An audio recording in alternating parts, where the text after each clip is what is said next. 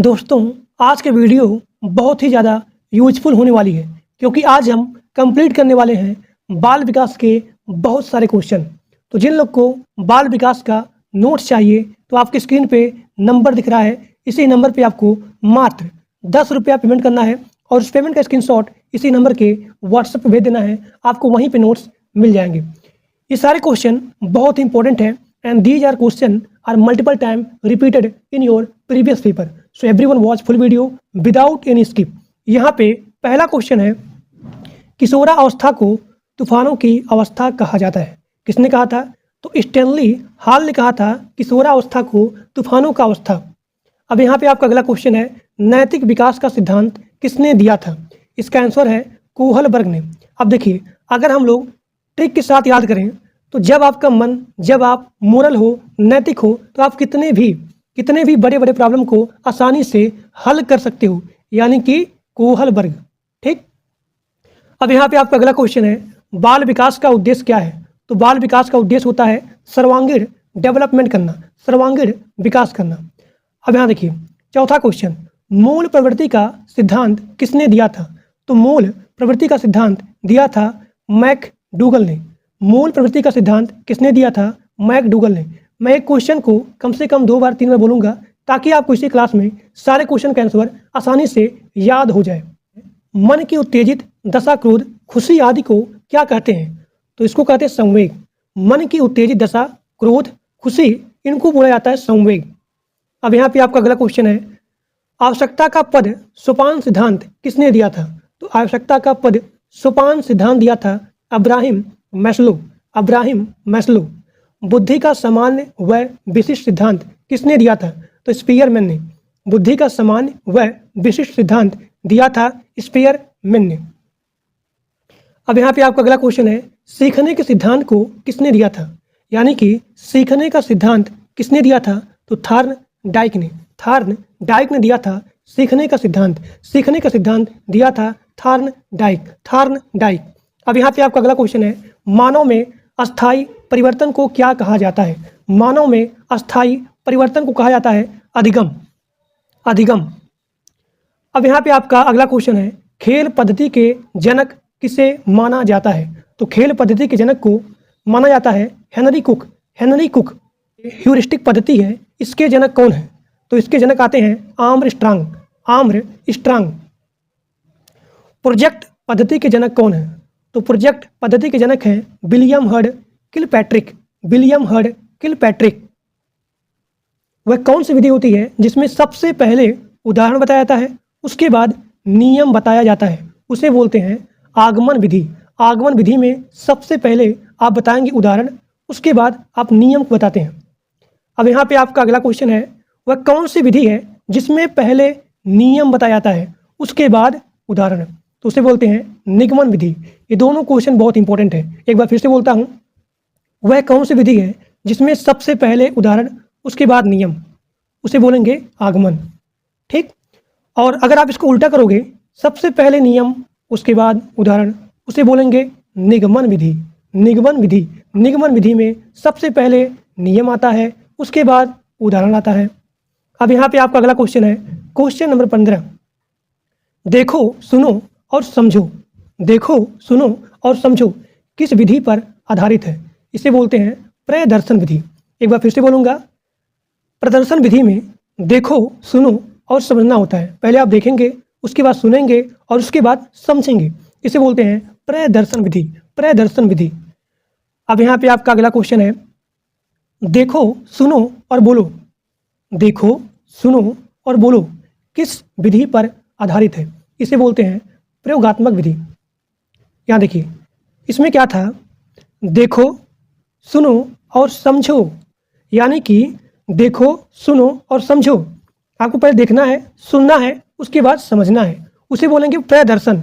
लेकिन अगर यहाँ पे पूछा जाए देखो सुनो और बोलो, यानी कि आप यहाँ पे करेंगे प्रयोगात्मक विधि। देखना है, सुनना है, उसके बाद बोलना है। अब यहाँ पे आपका अगला क्वेश्चन है, किस विधि में शिक्षण सूत्र का प्रयोग होता है? किस विधि में शिक्षण सूत्र का प्रयोग होता है? उसे बोलेंगे आगमन विधि। आगमन विधि में शिक्षण सूत्र का प्रयोग होता है। आगमन विधि किसे कहते हैं बताइए। जो लोग कमेंट में, जो लोग यहाँ पे लाइव देख रहे हैं वो लोग बताएंगे कि आगमन विधि किसे कहते हैं, आगमन विधि में क्या होता है। अगला क्वेश्चन, करके सीखने। पहले आपको करना है तब सीखना है, यानी कि आप यहाँ पे प्रैक्टिकल काम कर रहे हो, प्रैक्टिकल काम को करके सीख रहे हो, उसे बोलेंगे प्रयोगशाला विधि। प्रयोगशाला विधि, इसमें आप करके सीखते हो। अब यहाँ पे आपका अगला क्वेश्चन है किंडरगार्टन विधि, जिसमें कि आपका आता है LKG UKG। तो इसके जनक कौन है? इसके जनक हैं फ्रोबेल। फ्रोबेल। अब यहाँ देखिए मैं बताता हूँ इसका ट्रिक। किंडरगार्टन, जब आप गार्डन में जाते हो तो आप फ्री में जाते हो, कोई भी पैसा नहीं देते हो। जो बच्चे होते हैं छोटे छोटे, जब वो जाते हैं गार्डन में तो वो जो है कभी भी पैसा नहीं देते हैं, यानी कि आप फ्री हो, आपको फ्री में जा रहे हो। जो बच्चे हैं खुशी के साथ फ्री में जाएंगे, यानी कि फ्री, यानी कि फ्रोबेल। अब यहाँ पे आपका अगला क्वेश्चन है मॉन्टेसरी शिक्षा प्रणाली के जनक कौन है? तो मॉन्टेसरी शिक्षा प्रणाली के जनक है डॉक्टर मारिया मॉन्टेसरी। अब यहाँ पे आपका अगला क्वेश्चन है समीपस्थो विकास का सिद्धांत, यानी कि ZPD का सिद्धांत किसने दिया था? तो वाई गुत्स्की ने, वाई गुत्स्की ने। अब यहाँ पे आपका अगला क्वेश्चन है डाल्टन पद्धति के जनक कौन है? तो डाल्टन पद्धति के जनक हैं कुमारी हेलन पार्क हर्स्ट। अब यहाँ पे आपका अगला क्वेश्चन है बच्चों में आधारहीन आत्म चेतना अवस्था का संबंध उसके विकास के किस अवस्था से संबंधित है? तो किशोरा अवस्था से संबंधित है। अब यहाँ पे आपका अगला क्वेश्चन है डिसलेक्सिया किससे संबंधित है? डिसलेक्सिया संबंधित है पढ़ने से। अब यहाँ पे आपका अगला क्वेश्चन है श्यामपट्ट को शिक्षण साधन सामग्री के किस समूह में अंतर्मुक्त किया जा सकता है? तो श्यामपट्ट को शिक्षण साधन सामग्री के दृश्य साधन में अंतर्मुक्त किया जा सकता है। अब यहाँ पे आपका अगला क्वेश्चन है व्यक्तित्व एवं बुद्धि में वंशानुक्रम क्या होती है? तो नाम मात्र की भूमिका होती है। श्यामपट्ट पर लिखते समय सबसे महत्वपूर्ण क्या है? अच्छी लिखावट, अच्छी लिखावट। अगला क्वेश्चन बुद्धि का तरल मोजेक मॉडल किसने दिया था? बुद्धि का तरल मोजेक मॉडल दिया था कैटल ने।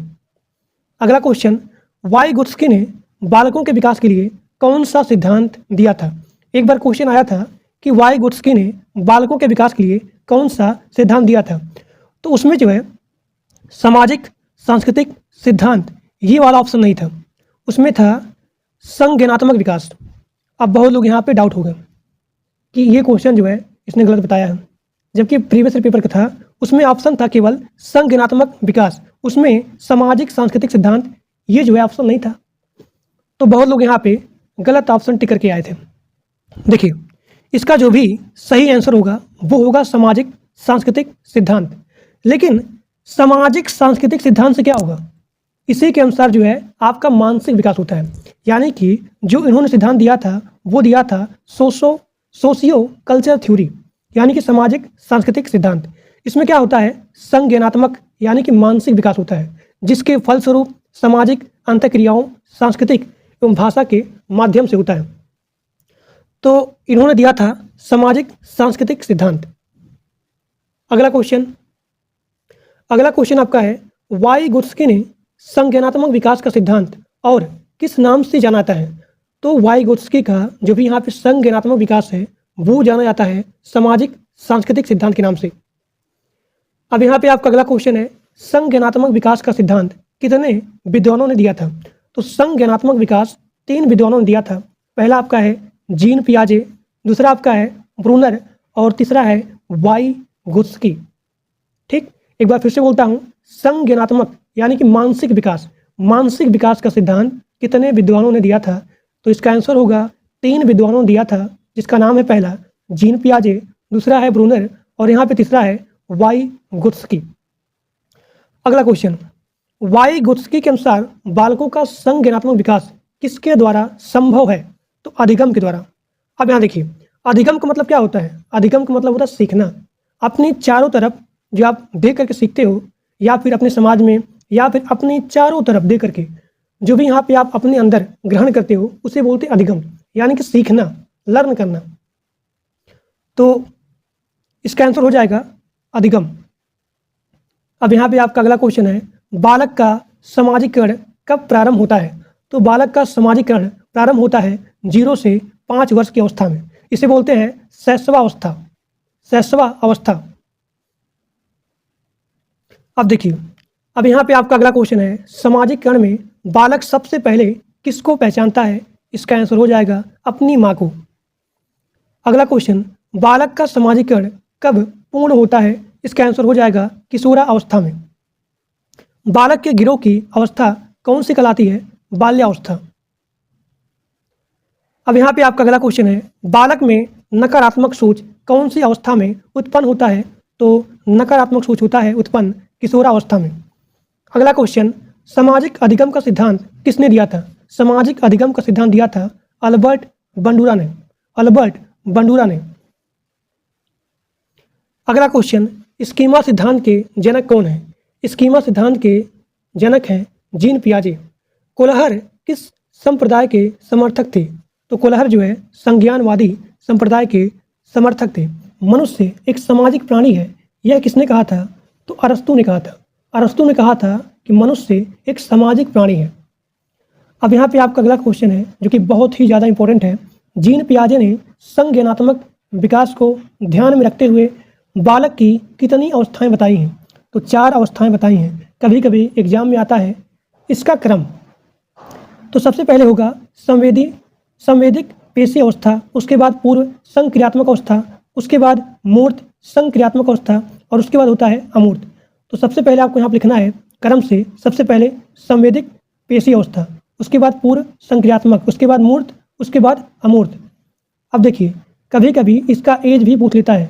तो संवेदिक पेशी अवस्था में आता है जन्म से 2 वर्ष, पूर्व संक्रियात्मक अवस्था 2 से 7 वर्ष, उसके बाद मूर्त संक्रियात्मक अवस्था।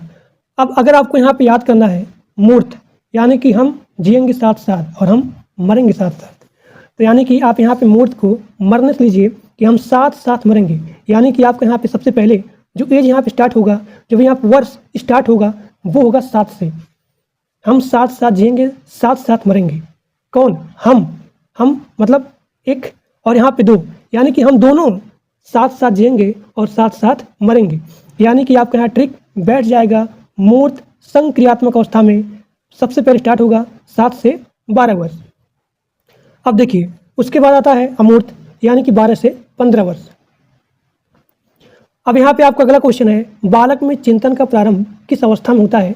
किस अवस्था में प्रारंभ होता है? तो 2 से 7 वर्ष में। 2 से 7 वर्ष में।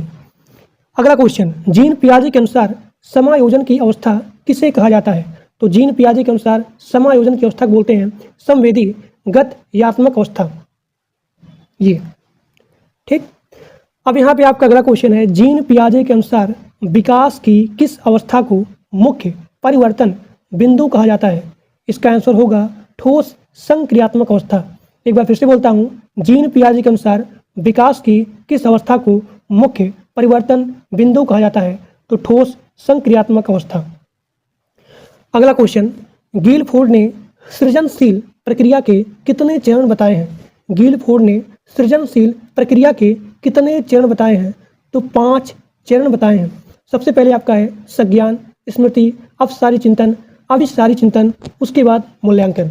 एक बार फिर से देखिए, गिलफोर्ड ने सृजनशील प्रक्रिया के 5 चरण बताए हैं। सबसे पहले आपका है संज्ञान, स्मृति, अपसारी, अभिसारी, उसके बाद मूल्यांकन। अगला क्वेश्चन, वह कौन सी अवस्था है जब बच्चा तार्किक रूप से वस्तुओं व घटनाओं के विषय में चिंतन प्रारंभ करता है? उसे बोलते हैं मूर्त संक्रियात्मक अवस्था, जिसकी यहाँ पे टाइम होता है 7 से लेकर के 11 वर्ष। अब यहाँ पे आपका अगला क्वेश्चन है, वह कौन सी जगह है जहाँ बच्चे के संज्ञानात्मक विकास को सबसे बेहतर तरीके से परिभाषित किया जा सकता है? वो है विद्यालय एवं कक्षा में। अब यहाँ पे आपका अगला क्वेश्चन है, बच्चे दुनिया के बारे में अपनी समझ का सृजन करते हैं, इसका श्रेय किस विद्वान को जाता है? इसका आंसर होगा जीन पियाजे को। जीन पियाजे को। स्ट्रिंग ने कहा था, शिशु अपने एवं अपने संसार के बारे में अधिकांश बातें खेल के माध्यम से सीखता है। स्ट्रिंग जी ने कहा था, विकास कभी न समाप्त होने वाली प्रक्रिया है। यह विचार किस सिद्धांत से संबंधित है? इसका आंसर होगा निरंतरता के सिद्धांत से संबंधित है। अब देखिए, निरंतरता का मतलब होता है कॉन्टिन्यूअस, यानी कि जो कभी भी समाप्त ना हो, उसे बोलते हैं निरंतरता। अब यहाँ पे आपका अगला क्वेश्चन है, बच्चे के बौद्धिक विकास की 4 विशिष्ट अवस्थाओं की पहचान किस विद्वान द्वारा की गई है? इसका आंसर है जीन पियाजे। अगला क्वेश्चन, बच्चों के बौद्धिक विकास की 4 विशिष्ट अवस्थाओं की पहचान किस विद्वान द्वारा की गई है? जीन पियाजे के द्वारा। पर्यटन विधि के जनक कौन है? पेस्टोरोजी। खोज विधि के जनक कौन है? Arm strong. इसे बोलते हैं, खोज विधि का अलग अलग नाम भी है, ह्यूरिस्टिक विधि या फिर अन्वेषण विधि। तो अगर पूछा जाए आपके एग्जाम में ह्यूरिस्टिक विधि या फिर अन्वेषण विधि के जनक कौन है, तो वो है आर्म स्ट्रॉन्ग। अन्वेषण विधि के जनक कौन है? देखिए, आर्म स्ट्रॉन्ग। पढ़ाने की सबसे अच्छी कौन सी विधि होती है? तो पढ़ाने की सबसे अच्छी प्रोजेक्ट विधि होती है। परियोजना विधि के जनक कौन है? किलपैट्रिक। परियोजना विधि के जनक हैं किलपैट्रिक। सूक्ष्म शिक्षण के जनक कौन होते हैं? अब देखिए, ये है हिंदी शब्द। अगर पूछा जाए इसका अंग्रेजी शब्द कि माइक्रो टीचिंग के जनक कौन है, तो इसका आंसर हो जाएगा DWLN। DWLN। इकाई उपागम के जनक कौन है? तो मॉरिसन। इकाई उपागम के जनक है मॉरिसन। जन्म के समय बालक में कितनी हड्डियां होती हैं? 270। स्वयं की भावना तथा संवेगों को नियंत्रित करने से संबंधित बुद्धि को क्या कहा जाता है? भाषाई बुद्धि। भाषाई बुद्धि। बिना साइमन परीक्षण द्वारा किसका मापन किया जा सकता है? उसका आंसर होगा सामान्य बुद्धि का। बिना साइमन परीक्षण द्वारा किसका मापन किया जा सकता है? उसका आंसर होगा सामान्य बुद्धि का। अब यहाँ पे आपका अगला क्वेश्चन है, मानसिक आयु के प्रत्यय का सर्वप्रथम प्रयोग किस विद्वान द्वारा किया गया? इसका आंसर होगा बीने साइमन। बीने साइमन। एक बार फिर से बोलता हूँ, मानसिक आयु के प्रत्यय का सर्वप्रथम प्रयोग किस विद्वान ने किया था? तो बीने साइमन। जिस भी बच्चे का IQ लेवल 140 से अधिक है, उसे हम रखेंगे प्रतिभाशाली श्रेणी में। अगला क्वेश्चन, सृजनशीलता मौलिक परिणामों को अभिव्यक्त करने की मानसिक क्रिया है। यह कथन किसका है? तो क्रो एंड क्रो का। क्रो एंड क्रो का। एक बार फिर से बोलता हूँ, सृजनशीलता मौलिक परिणामों को अभिव्यक्त करने की मानसिक प्रक्रिया है। यह कथन है क्रो एंड क्रो का। लिखावट से संबंधित लिखने की योग्यता में कमी किसका एक लक्षण है? तो डिसग्राफिया का। डिसग्राफिया का। एक बार फिर से बोलता हूँ, लिखावट से संबंधित लिखने की योग्यता, अगर यहाँ पूछा जाए लिखने की योग्यता, तो उसे बोलेंगे डिसग्राफिया। अगर पूछा जाए शब्दों के अक्षरों में क्रम को पढ़ने में कठिनाइयों का अनुभव करना, या फिर अगर यहाँ पूछा जाए माइंड से रिलेटेड यानी कि स्मृति से रिलेटेड, तो ये आपका आएगा डिसलेक्सिया से। अगर पूछा जाए लिखावट के बारे में, लिखावट में कमी आना यानी कि लिखावट से संबंधित लिखने की योग्यता में कमी आना, तो वो आपका होगा डिसग्राफिया। अगर यहाँ पे पढ़ने में दिक्कत आती है, तो ये आपका हो गया डिसलेक्सिया। तो डिस्थीमिया में गंभीर तनाव की अवस्था होती है। गंभीर तनाव की अवस्था होती है। अगला क्वेश्चन, गणित को समझने की आवश्यकता, उसे क्या बोलते हैं? डिसकैलकुलिया। अब यहाँ पे आपका ट्रिक होगा, गणित में आप क्या करते हैं? कैलकुलेट करते हैं, तो आपका यहाँ होगा कैलकुलिया। कैलकुलिया। डिसकैलकुलिया। डिसकैलकुलिया। डिसकैलकुलिया में क्या होता है? गणित को समझने में यहाँ भी प्रॉब्लम होती है, तो उसे बोलते हैं डिसकैलकुलिया। डिसग्राफिया में क्या होता है? डिसग्राफिया में मैंने आपको बताया, इसमें लिखने में प्रॉब्लम आती है। ठीक। डिसलेक्सिया किससे संबंधित है? तो पठन विकार से, यानी कि पढ़ने में प्रॉब्लम आती है, उसे बोलते हैं डिसलेक्सिया। और अगर मैं आपसे पूछूं गंभीर तनाव की अवस्था, उसे क्या बोलेंगे? बताइए।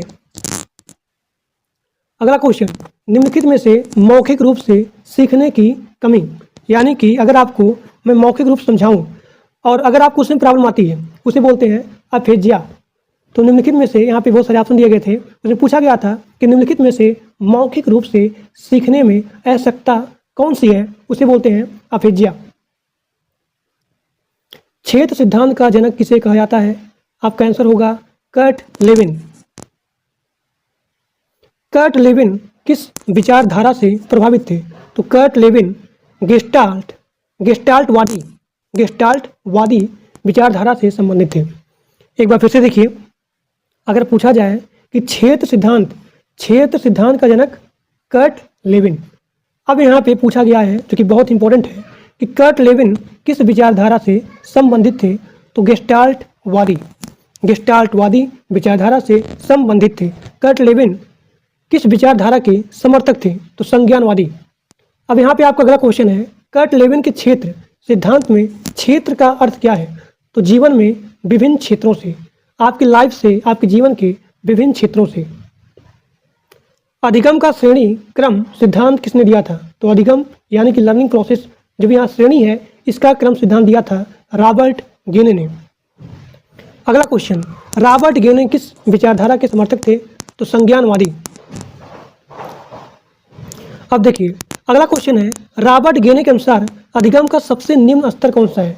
अब यहाँ पे सभी लोग याद करिए, इसका जो भी क्रम है, सबसे पहला क्रम आता है संकेत, उसके बाद उद्दीपन, उसके बाद श्रृंखला, उसके बाद शाब्दिक, उसके बाद विभेदी, उसके बाद प्रत्यय, उसके बाद अधिनियम या फिर सिद्धांत अधिगम, उसके बाद होता है समस्या समाधान।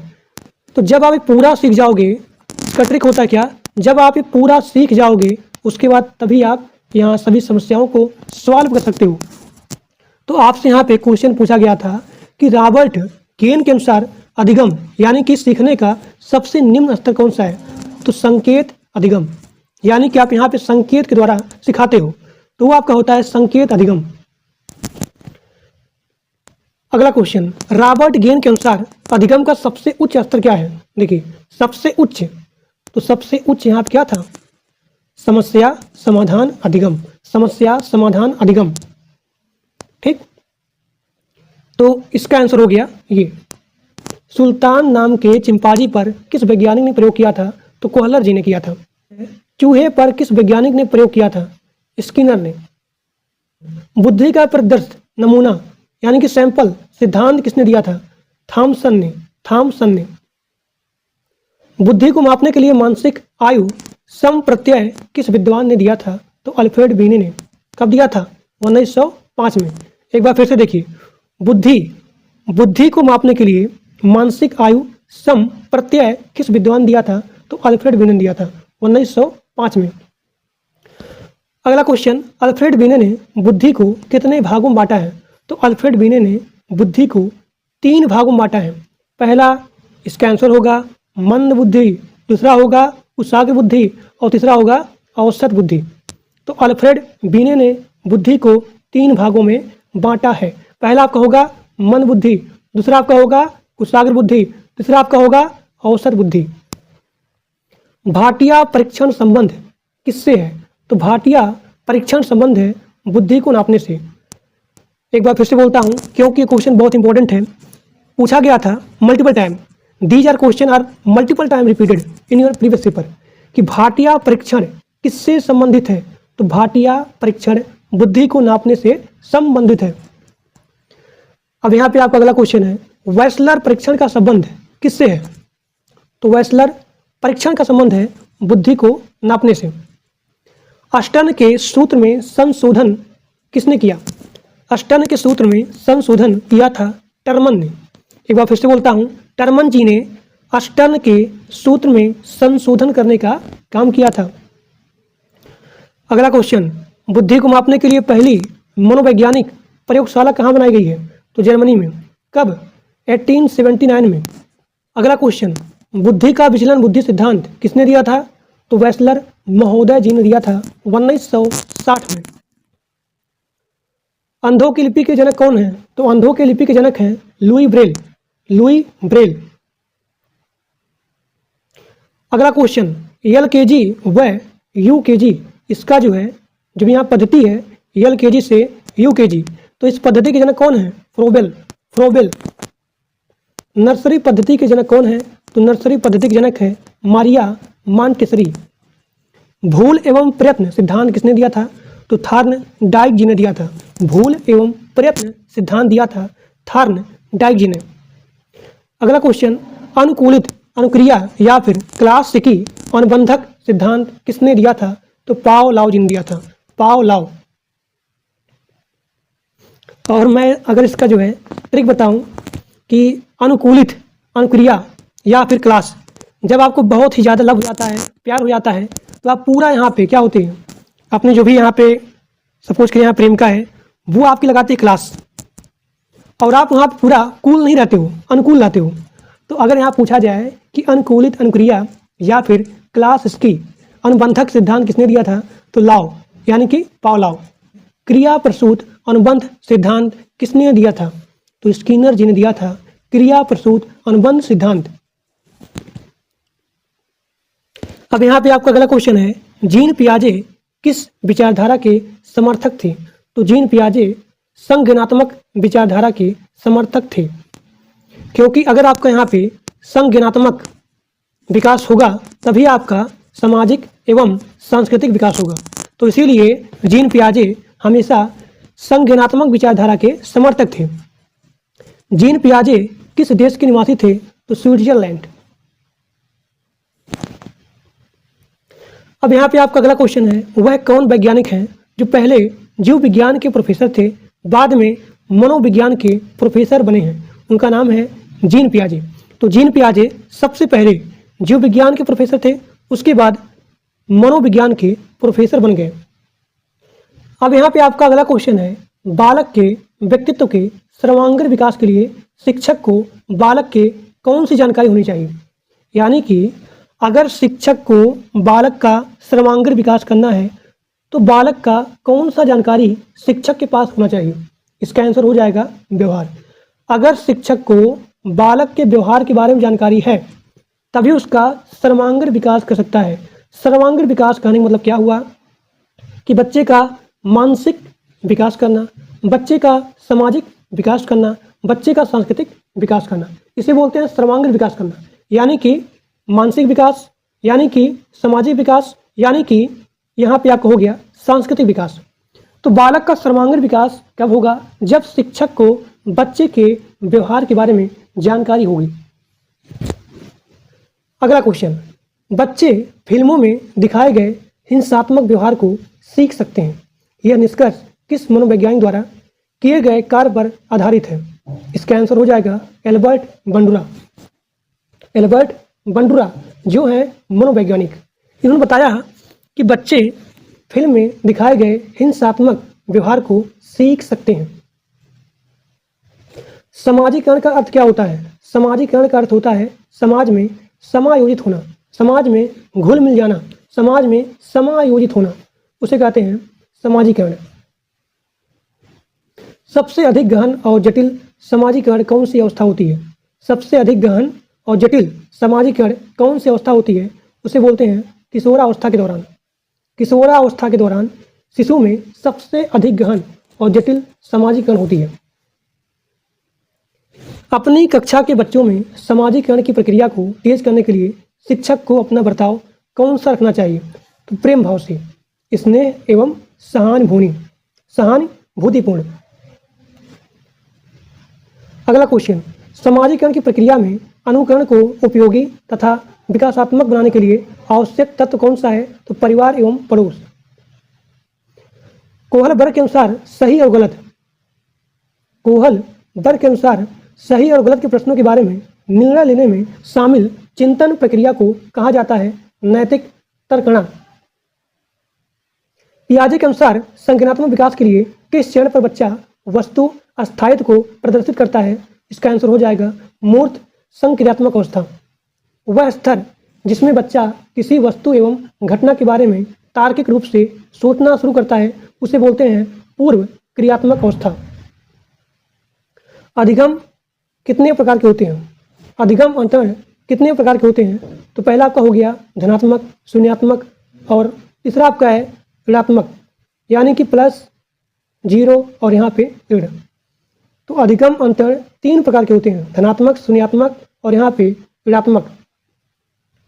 धनात्मक अंतरण कितने प्रकार के होते हैं, 3 प्रकार के, पहला क्षैतिज, उसके बाद ऊर्ध्वज यानी कि लंबवत, और उसके बाद द्विपार्श्विक।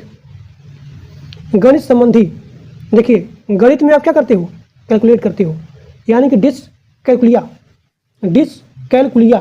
पठन में यानी कि पढ़ने में अगर यहाँ पे असमर्थता है उसे बोलते हैं डिसलेक्सिया, डिसलेक्सिया। लिखने में, अब यहाँ देखिए बहुत सारे लोगों का डाउट होता है पढ़ने में लिखने में क्या होता है, कौन सा विकार होता है। तो पढ़ने संबंधी में डिसलेक्सिया, और यहाँ पे लिखने में तो आप यहाँ ट्रिक देखिए, यहाँ लास्ट में ग्राफ, यानी कि अगर आप आपका ग्राफ होगा, जैसे कि अगर मुझे लिखना है रे, तो अगर मैं इसको अच्छे से हमें ग्राफ करने आता है तो मैं सही से लिख लूँगा। तो जहाँ भी लिखने हैं यानी कि तुरंत आप यहाँ अपने माइंड में नोट करिए ग्राफ, यानी कि डिसग्राफिया। और अगर यहाँ पढ़ने में है, पढ़ने में तो यहाँ पे लेक्सिया, लैक मतलब कमी है, किसमें कमी है, पढ़ने में, तो dyslexia. So these are the trick for learn पढ़ने एंड लिखने। अब यहाँ देखिए, अगर यहाँ पूछा जाए कि लिखना, पढ़ना और बोलना संबंधित विकारों को क्या कहा जाता है, तो डिसप्रैक्सिया। अब यहाँ देखिए, अगर आप सही से प्रैक्टिस नहीं करोगे तो ना ही आप लिख पाओगे, ना ही आप पढ़ पाओगे और ना ही आप बोल पाओगे, तो ये आपको हो गया डिसप्रैक्सिया। अगला क्वेश्चन, मनोसामाजिक विकास का सिद्धांत किसने दिया था, तो इरिक्सन ने। समायोजन की अवस्था कौन सी अवस्था होती है, शैशवावस्था। समायोजन की अवस्था कौन सी अवस्था होती है, शैशवावस्था। जब बच्चे यहाँ पे शैशवावस्था होते हैं तो सभी के पास यहाँ पे समायोजित हो जाते हैं, तो समायोजन की अवस्था शैशवावस्था में होती है। औपचारिक शिक्षा प्रारंभ होने की उम्र कितनी होती है, 6 वर्ष। औपचारिक शिक्षा किसे कहते हैं, तो औपचारिक शिक्षा कहते हैं जो शिक्षा संस्थानों में, विद्यालय में, स्कूल में दी जाती है उसे बोलते हैं औपचारिक शिक्षा। और यहाँ देखिए, अनौपचारिक क्या होता है, जब आप शिक्षा किसी एक व्यक्ति के पास पर्टिकुलर जाकर देते हो, यानी कि आंगनबाड़ी में दी जाने वाली शिक्षा, घर में दी जाने वाली शिक्षा, तो वो होती है अनौपचारिक। और औपचारिक